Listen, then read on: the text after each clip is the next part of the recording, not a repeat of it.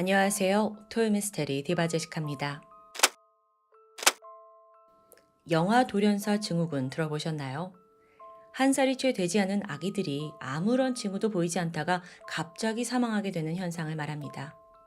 이제 막 아이를 낳는 부모에게 정말 청천벽력 같은 일이에요. 근데 아직까지는 이게 정확한 원인이 밝혀지지 않아서 더 안타깝습니다.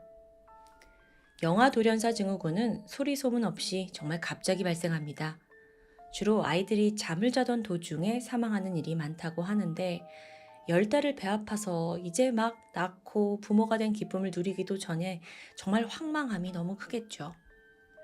그리고 여기 그 비극이 닥쳐온 한 가정이 있습니다.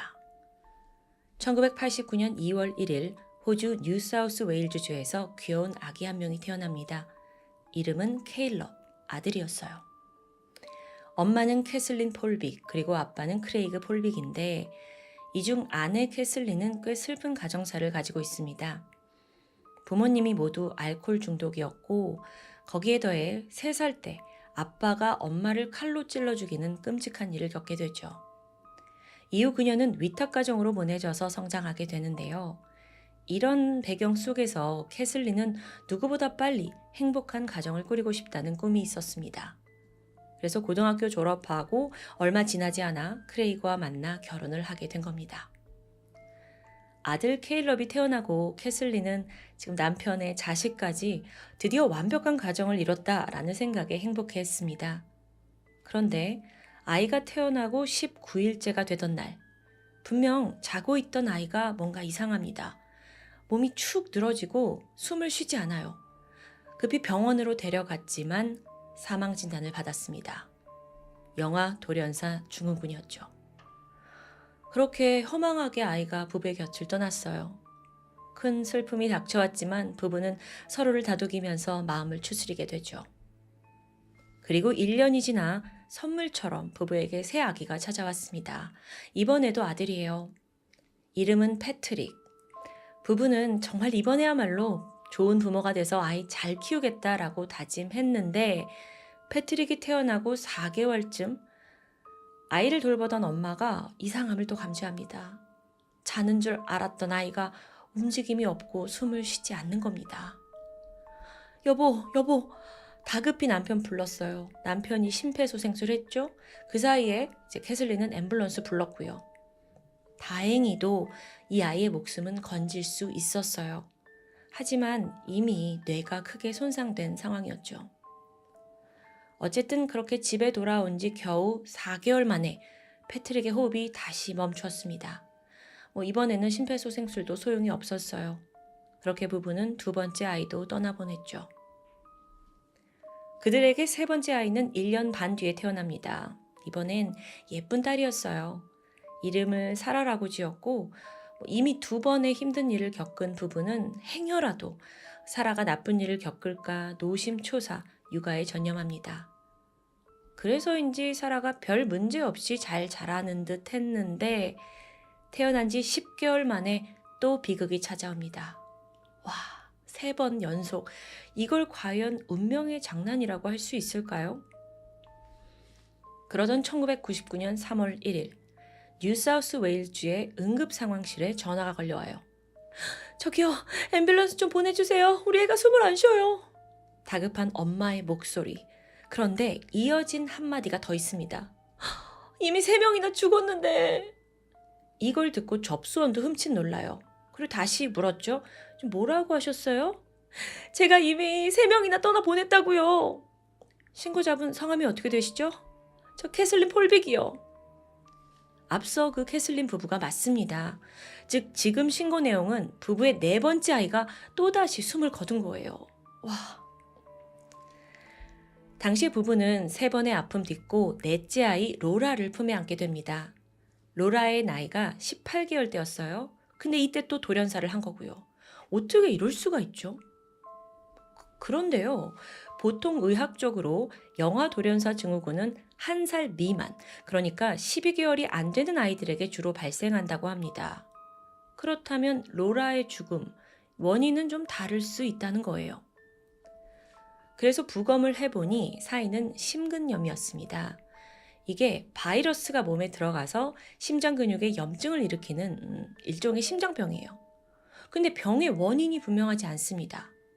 게다가 이때 부검의가 기록을 살펴보니까 아니, 이 집에서 지금 로라가 네 번째로 죽은 아이네?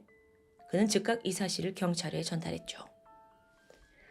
사실 90년대 그 당시만 해도 지금만큼이나 부검 수사 기술이 발달하지 않았어요. 그렇다 보니 영아 돌연사가 종종 아동학대범의 변명으로 쓰이는 경우가 있었습니다. 예를 들어서 영아를 질식사시키거나 방치해놓고 갑자기 죽었어요. 이런 핑계를 댈 수 있다는 거죠. 그래서 생겨난 게 매도우의 법칙인데요. 매도우의 법칙. 영국의 유명 수학과 의사 매도우 씨가 이런 주장을 합니다. 하나는 비극이고 둘은 의심스럽고 셋은 살인이다. 즉 아이 한 명이 갑자기 죽었다면 그건 정말 슬픈 일이지만 그게 둘, 셋까지 늘어난다면 이건 살인이라는 거죠. 이 간단하면서도 명쾌한 이론은 1990년대 영미권에서 많은 지지를 받았습니다. 그래서 이걸 바탕으로 경찰은 연쇄살인이 벌어졌다고 확신했어요. 하지만 증거가 지금 부족하죠. 그래서 경찰은 우선 아이들의 엄마 캐슬린을 소환합니다. 정작 캐슬린은 조사실로 들어갈 때까지 자기가 여기 왜 왔는지 전혀 예상할 수 없었죠. 문이 닫히고 형사의 질문이 시작되자마자 내가 내 아이의 지금 살인 용의자로 지목됐다고요? 이걸 알게 됩니다. 아니, 배 아파서 낳은 지 얼마 안 된 내 자식들을 내가 왜 죽이냐고요. 그럼 애초부터 낳질 않으면 되잖아요. 이건 말이 안 돼요. 캐슬린이 울면서 모든 걸 부정했어요. 억울하다는 입장이죠. 특히나 막내 로라는 정말 귀한 딸이었습니다. 왜냐하면 그 네 아이 중에서 처음으로 로라가 1살을 넘기는 그 생일을 맞이했거든요. 그때 너무 감격스러워서 막 눈물을 흘렸다고 해요. 근데 로라까지 사망하고 엄마는 살인 용의자가 되고 그녀 또한 납득이 가지 않는다면서 눈물만 흘리고 있었죠. 지금 증거도 자백도 없는 상황. 경찰 수사 또한 막다른 길에 부딪힙니다. 이런 상황에서 뜻밖의 실마리가 나타났죠. 그걸 제시한 사람이 바로 남편 크레이그였어요. 경찰에 의미심장한 진술을 하는데 제 아내가요, 육아로 스트레스를 많이 받았거든요. 근데 아내 일기장에 좀 수상한 말이 써져 있어서요. 남편이 가져온 아내 일기장을 보니까 스트레스 때문에 나쁜 짓을 하게 된다. 내 딸을 바닥에 떨어뜨리고 떠나고 싶어진다. 제일 무서운 순간은 아이와 단둘이 있을 때다. 워. 이런 문장이 있었다고요? 근데 이거 외에도 일기장에는 온갖 부정적인 말들이 빼곡히 적혀 있습니다. 행복한 가정을 꿈꾸는 엄마의 일기라고는 도저히 믿을 수 없었어요. 이 증거를 확인한 형사도 온몸에 털이 섰죠. 이건 누가 봐도 아이를 죽인 엄마가 쓴 글처럼 느껴졌거든요. 결국 이게 결정적인 증거로 작용되면서 캐슬린은 자녀 살인 혐의로 기소됩니다. 재판이 시작이 되었는데요. 와, 이 여자가 자식 4명을 연쇄적으로 살해했대.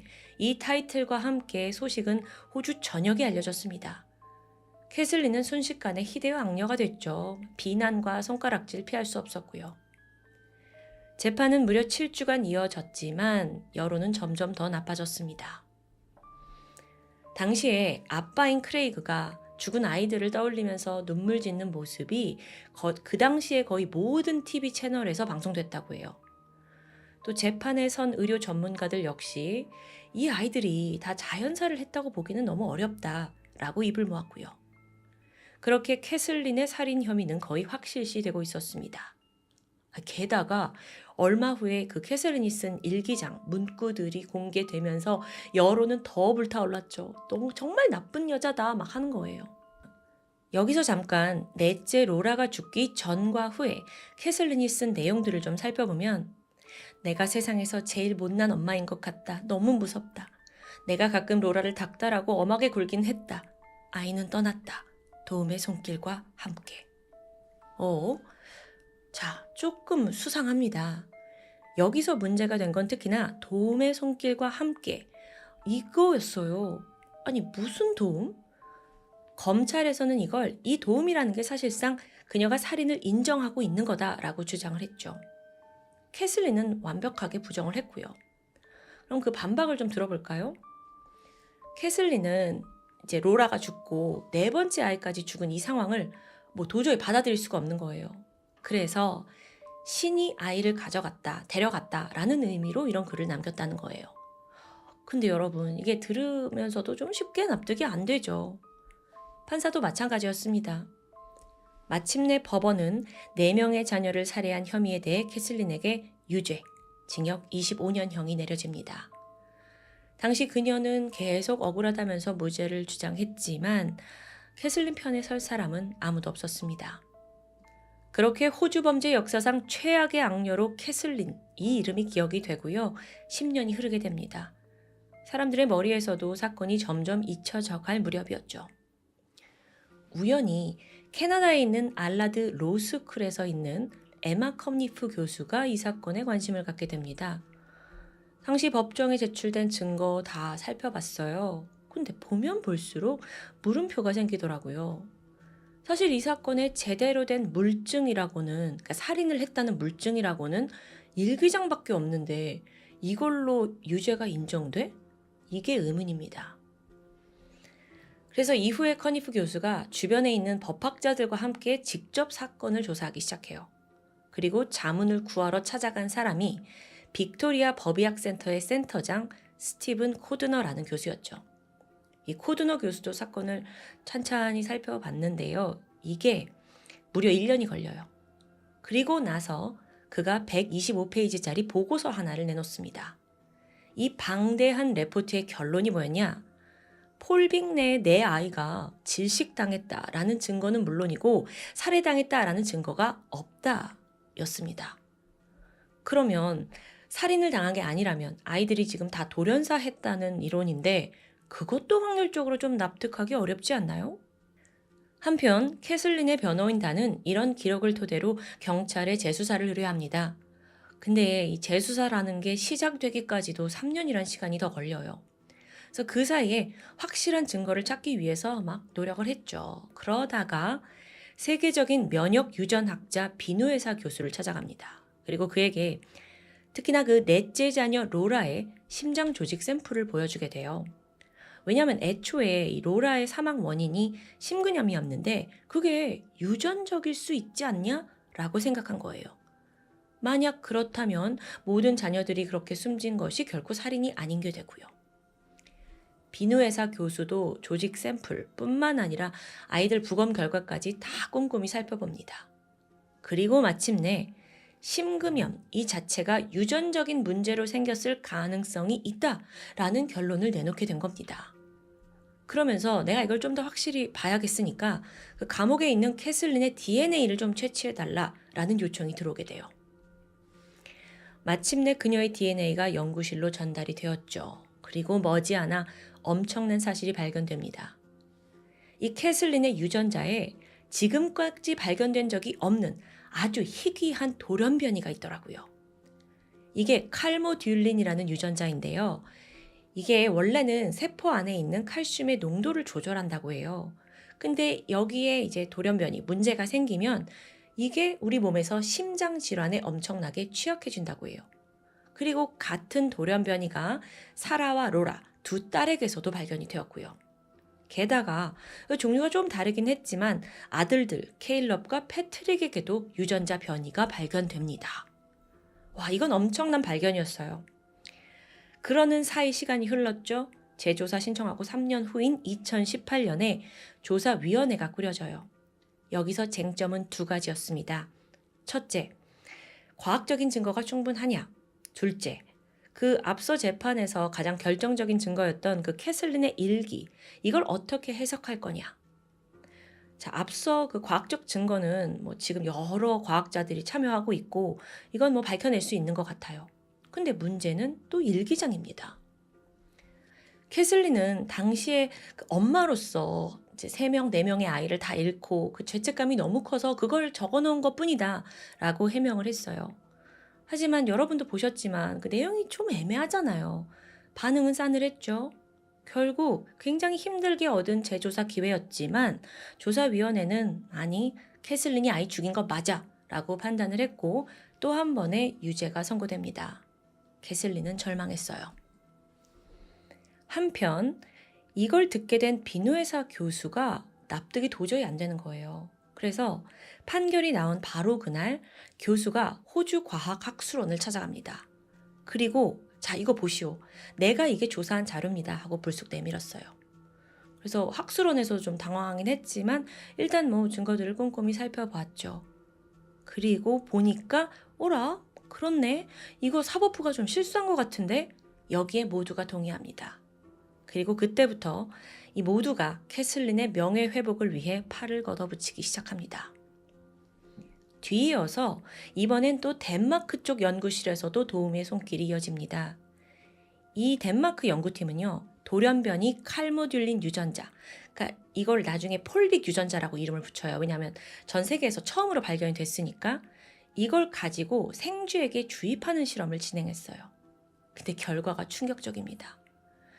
유전자 기능에 이상이 생긴 이 생쥐들이 심장이 멈출 확률이 갑자기 엄청나게 높아진 거예요. 이건 증거가 될 수 있겠죠. 그래서 또 동참한 과학자들 다 나서가지고 이 모아놓은 결과들을 주지사한테 또 2차로 보내면서 이거 재조사해야 된다라고 청원을 보내게 돼요. 여기엔 총 90여 명의 과학자들이 동참했고요. 또 다들 뛰어난 사람들이에요. 노벨상 수상자 2명에 또 올해의 호주인으로 뽑힌 과학자도 2명이나 있었습니다. 사실 이미 재조사가 한 번 끝났잖아요. 유죄 선고됐고. 근데 그걸 또 재조사해? 이건 정말 전 세계적으로 드문 일입니다. 하지만 법원 입장에서는 지금 유수한 그 영향력 있는 과학자들이 이거 다시 살펴봐야 된다라고 막 청원을 하니까 무시할 수 없는 분위기였어요. 그래서 결국 2022년 4월에 드디어 두 번째 재조사가 시작됐죠. 이때는요, 호주뿐만 아니라 덴마크에 있던 연구자들도 호주로 와서 직접 증언대에 서기도 합니다. 한편 그 사이에 변호사 측에서는 일기 내용에 대한 변론을 더 철저하게 준비했어요. 왜냐하면 이전에 일기장 내용 때문에 계속 유죄를 받았으니까요. 그래서 이번에는 정신과 의사, 또 범죄 심리학자에게 내용 분석을 의뢰합니다. 그리고 그 결론은 이랬어요. 이 일기가 말하고자 하는 건 살인에 대한 죄책감이 아니라 아이를 잃은 슬픔이다. 그러니까 캐슬린의 주장대로 정말 답을 찾지 못하는 이 상황에서 자책감에 그녀가 쓴 거라고 증언을 하게 되죠. 그렇게 무려 100명에 가까운 각종 분야의 전문가가 캐슬린의 무죄를 지지합니다.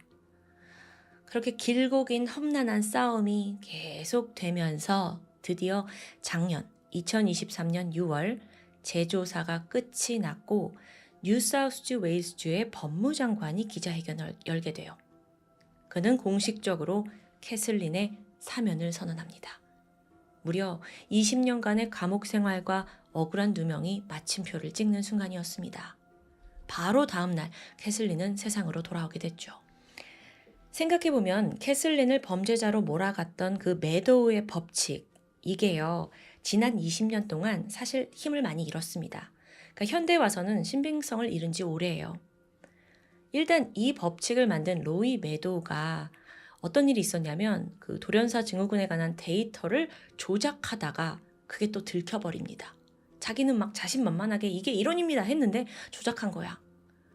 또한 캐슬린이 누명을 쓴 데에는 사실 그녀가 제가 부모님 얘기 좀 해드렸잖아요. 3살 때 아빠가 엄마를 칼로 찔러서 죽였다고. 그러니까 애초부터 캐슬린은 살인자의 딸이다 라는 과거, 이 과거가 판결에 영향을 미친 것으로 보입니다. 와, 이거 뭐 편견의 오해, 또 아이들의 유전자 병, 기가 막힌 우연이 얽히고 설켜서 죄 없는 한 사람의 인생을 망가뜨리게 된 거죠. 30대였던 젊은 주부가 백발이 성성한 50대가 될 때까지 캐슬린은 감옥에서 어떤 시간을 보냈을까요? 그녀는 현재 어린 시절 가까웠던 친구의 집에서 시간을 보내고 있다고 합니다. 그 누구도 그녀의 세월과 고통을 보상해 줄 수 없겠죠. 하지만 남은 시간 동안이라도 누구보다 그녀가 자유롭고 행복하기를 진심으로 기원합니다. 오늘 사건을 통해 폴빅 유전자라는 게 처음으로 밝혀졌어요. 참 그 지구 의학의 역사상으로서는 획기적인 발견이었겠지만 덕분에 캐슬린은 정말 많은 고통을 감내해야 했네요. 지금까지 토요미스테리 디바제시카였습니다. 안녕하세요. 토요미스테리 디바제시카입니다. 1980년 미국, 전 세계를 바짝 긴장하게 만드는 희대의 사건이 발생합니다. 처음엔 각기 다른 주에서 젊은 남성 5명이 기이한 폐렴 증상을 보이면서 시작됐죠. 이 5명의 의료 기록상 병명은 칼리니 폐렴입니다. 칼리니 폐렴? 이건 보통 면역력이 전혀 없는 나이가 많으신 노인들에게 발생하는 희귀한 병이에요. 그렇기 때문에 젊은 사람, 그것도 5명이 한꺼번에 걸렸다는 게 정말 의아했죠. 정밀 진단을 위해서 일단 환자들의 혈액을 채취했고요. 조사를 하던 중 놀라운 사실이 드러납니다. 이들 혈액 속에 항체를 만드는 세포가 전혀 존재하지 않았던 겁니다. 지금 설명드리는 이 순간은 세계 최초로 후천성 면역결핍증, 즉 에이즈가 발견된 때입니다. 그때까지 인간에게 알려진 적이 없던 치명적인 희귀병 에이즈. 이건 HIV라고 불리는 면역결핍 바이러스에 의해 감염되면서 후천적으로 걸립니다. 쉽게 말해서 인체에는 자체적으로 몸을 방어하는 면역세포가 존재하죠. 그런데 HIV 바이러스로 인해서 그 기능이 현저하게 저하되는 것을 의미하는데요. 에이즈에 감염된 사람들은 가벼운 감기만 걸려도 큰 병을 앓듯 고통스럽고요. 나중에는 암이나 악성 종양으로 발전을 하면서 각종 합병증을 일으키고 결국 사망에 이르게 됩니다. 즉, 에이즈라는 그 병 때문에 죽는 게 아니라 다른 병균이 몸에 들어왔을 때 이걸 제대로 물리치지 못해서 죽음에 이르게 되는 겁니다. 에이즈가 발견되고 인류는 상당한 두려움에 휩싸였습니다. 지금은 그래도 생명 연장 방법이 개발이 되어 있어요.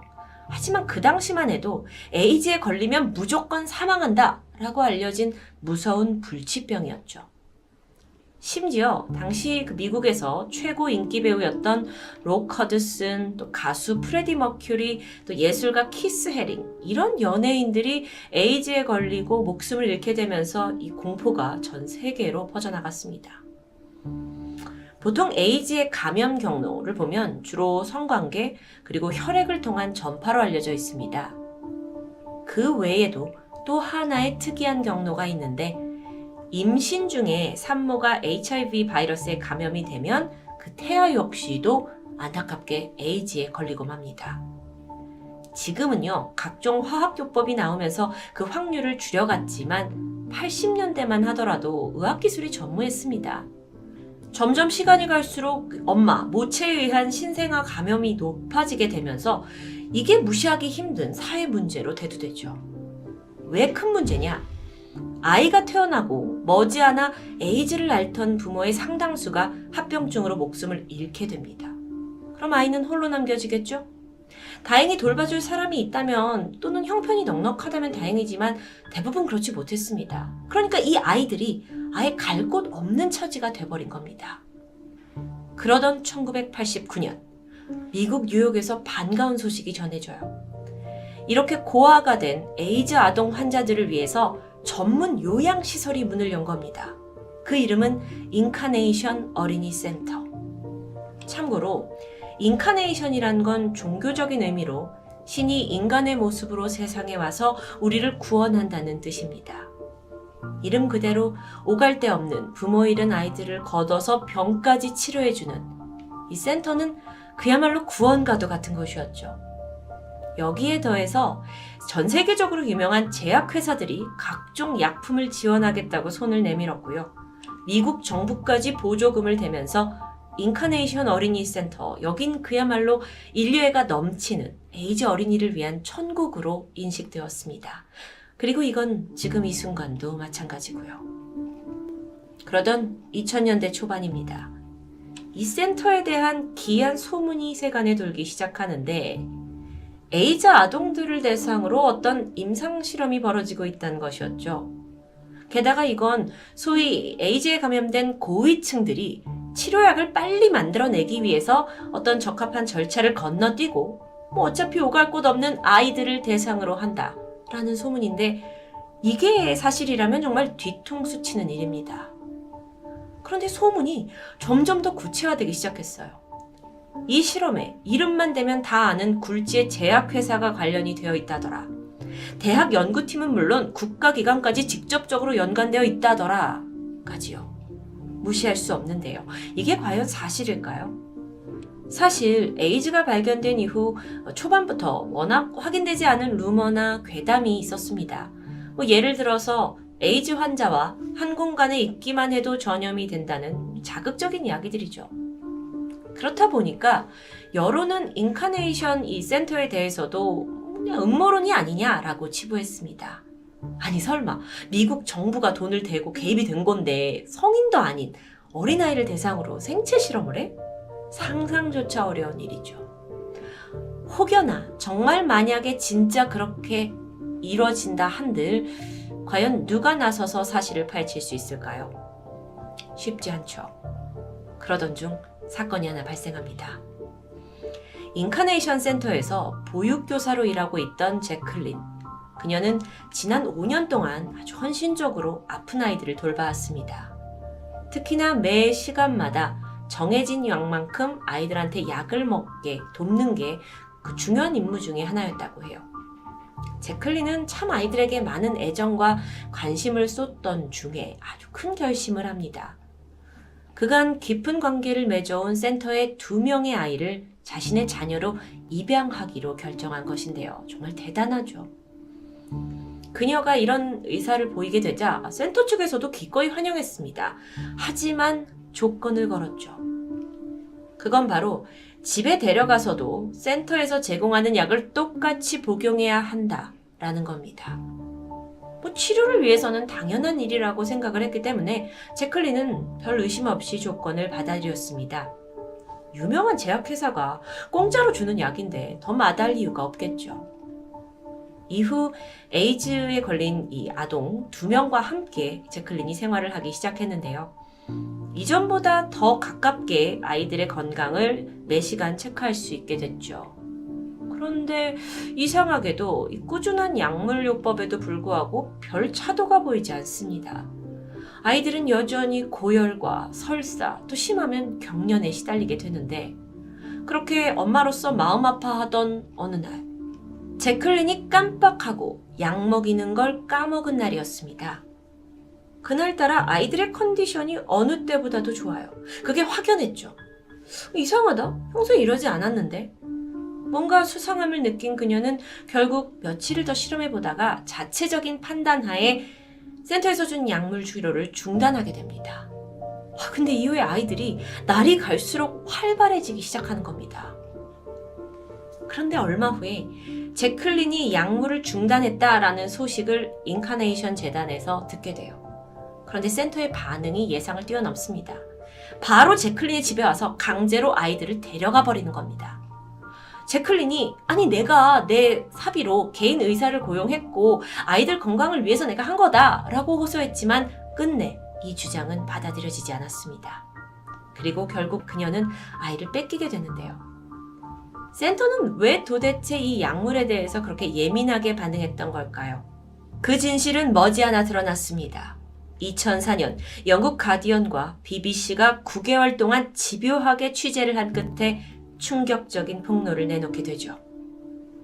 1989년에서 2002년까지 인카네이션 어린이 센터가 생후 3개월에서 5살 된 에이즈 양성 어린 아이들에게 임상실험을 했다는 내용입니다. 여기에 이용된 아이들이 무려 89명, 모두 다 센터에서 양육되고 있는 아이들이었죠. 물론 여러분, 임상실험 자체가 나쁘다는 건 아닙니다. 하지만 이 아이들 모두 불치병에 걸린 어린아이였어요.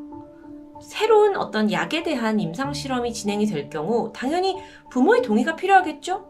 그런데 이 아이들은 그럴 필요가 없는 아이들입니다. 그게 최고의 장점이었던 거죠. 심지어 너무 어린 아이들이라서 실험을 거부할 수조차 없을 텐데요. 더 믿기 어려운 사실은 이런 내용을 뉴욕시에 있는 아동국이 허가를 해줬다는 부분입니다. 마침내 BBC에서 막 취재를 해오면서 압박을 해오자 이들이 뭐라고 변명을 하냐면 모든 아이들이 오랜 기간 신중한 과정을 거쳤고 그리고 나서 약물 실험 대상으로 선정됐다라고 주장합니다. 결국 이건 사실이 아니라고 판명되는데요. 아동국뿐만 아니라 이 실험에는 전 세계적인 제약회사들도 자금을 댔습니다. 그락소스미스클라인, 그리고 화이자, 제넨텍, 이름만 들어도 알만한 영향력이 큰 회사들이죠. 조금 더 설명을 하자면 그락소스미스클라인, 줄여서 GSK라고 부르는데 세계에서 두 번째로 큰 규모의 제약회사입니다. 감기약 테라플루를 개발했죠. 또 화이자, 익히 들어서 알고 있는데 코로나 바이러스 백신 개발로 잘 알려져 있습니다. 그렇다면 과연 아이들은 이곳에서 어떤 실험을 거쳤던 걸까요? 우선 에이즈 치료제를 만들기 위해서는 독성과 안정성이 중요하죠. 또 약에 내성이 생기지 않는지 조사를 해봐야 됩니다. 그렇다 보니까 어떤 약물을 어떤 비율로 써야 가장 효과적인 효과를 내는지 알아내야 하죠. 이걸 테스트하기 위해서 무려 7가지 약물을 칵테일 요법으로 섞어서 아이들에게 투여합니다. 여기서 약을 다 섞었다는 게 굉장히 위험한데요. 통상적으로 성인에게 하는 실험도 한 번에 한 가지 약물을 투여합니다.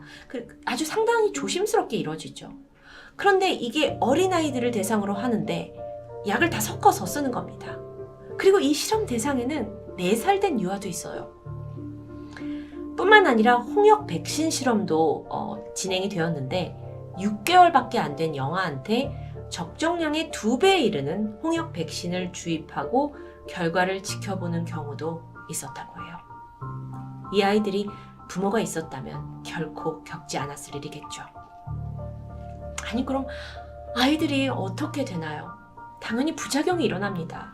구토, 설사, 고열, 발작도 일어나고요. 환각을 보기도 하고요. 피부병, 종양까지 온갖 증상이 나타나는데요.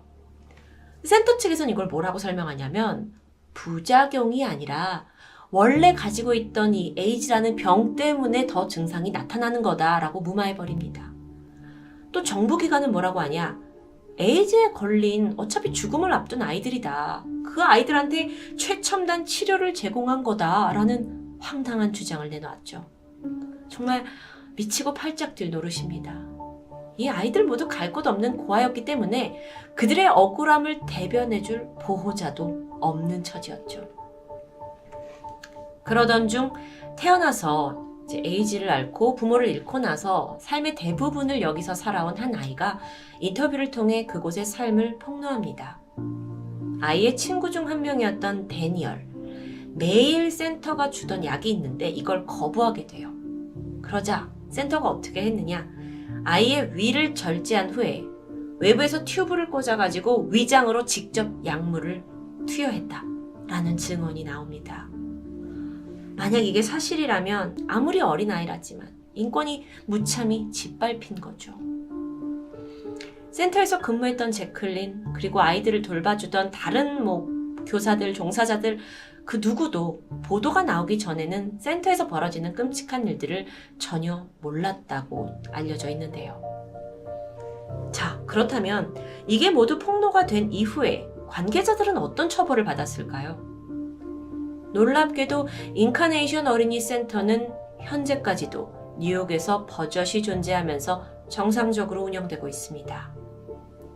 보도가 있은 이후에 아동을 향한 임상실험은 중단이 되었지만 당시 약물 실험에 참여했던 제약회사들 그리고 연구소 측이 어떤 처벌을 받았는가?